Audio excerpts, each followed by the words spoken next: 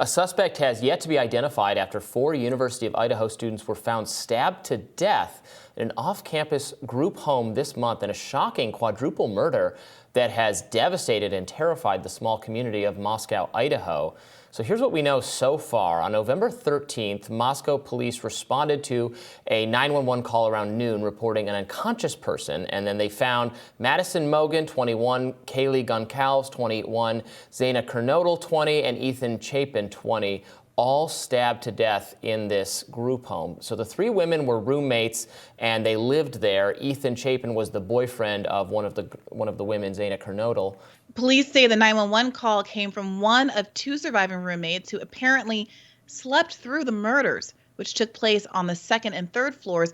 Police have ruled out all occupants of the home as suspects. The coroner's report states the 4 victims were likely stabbed as they slept. No signs of sexual assault were detected, and some victims did have defensive wounds. Rumors that one of the female victims had a stalker have circulated among online true crime communities in the days since the murders. However, police say they have been unable to verify this. Also, the source of speculation online are the over 10 phone calls made by 2 of the victims within an hour of their murders. Those calls, none of which were answered, are confirmed to have been made to the ex-boyfriend of Kaylee Goncalves. However, people say they have cleared him of involvement in the killings. So this is a really obviously shocking and terrifying and bizarre mystery here, because this happened, almost 2 weeks ago now, and the police seem pretty stumped, which is unusual for a crime, this many bodies in a university. You'd think surveillance camera footage, or people would know, like, oh, maybe it's that weird guy who's been harassing them or something.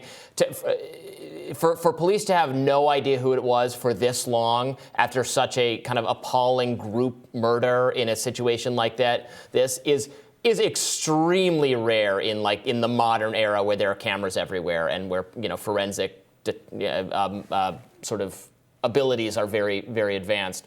So it's a weird one. They've apparently ruled out this boyfriend. Apparently the phone calls made are not actually all that suspicious, because this individual, she was known for making like a lot of calls, like even very late at night. If she didn't get you, she'd call you a bunch of times. So they were saying that's like characteristic behavior for her, not like a red flag or anything. And apparently that guy has an alibi. They've ruled out, I think, the Uber driver who brought the other 2 home that night. They think so. The surviving roommates who lived on the 1st floor, they essentially just, they had a late night. All of them had late night at various social gatherings. So they just they woke up like late in the morning, like noon, and found an unconscious body and called the police. And then there was like blood everywhere. So it's really so horrible. Disturbing. Yeah, it's so horrible, and it does seem especially senseless, given that the ground floor and basement roommates were completely bypassed, which is not necessarily what you might expect. If it's a random killing, you come in, you just take what you can get, you kill as catch can, as it were. But even though there does seem to be something, I mean, like, how do you make sense of that? Going upstairs, killing people, not even just targeting women exclusively, killing the woman who was in bed with her boyfriend. It's a horrible tragedy. The fact that it's on a college campus where you feel so relatively safe and like there are eyes and, to your point, surveillance everywhere. What a gruesome and horrible story. Yeah, and there was no signs of forced entry. They have not found the murder weapon yet. They can tell from the stab wounds I think pretty exactly what kind of knife it was. And like we said, well, do we know? Is it more like a kitchen knife or like a tactical knife? Do we have a sense that this is someone who hunts and maybe planned this and bought a knife for killing? I don't think it's like a kitchen knife type deal. That's a good question. I don't have the answer to that handy. But the police said, put out a statement saying they didn't think the campus was as horrible as this is, they don't think students or the campus is in general danger.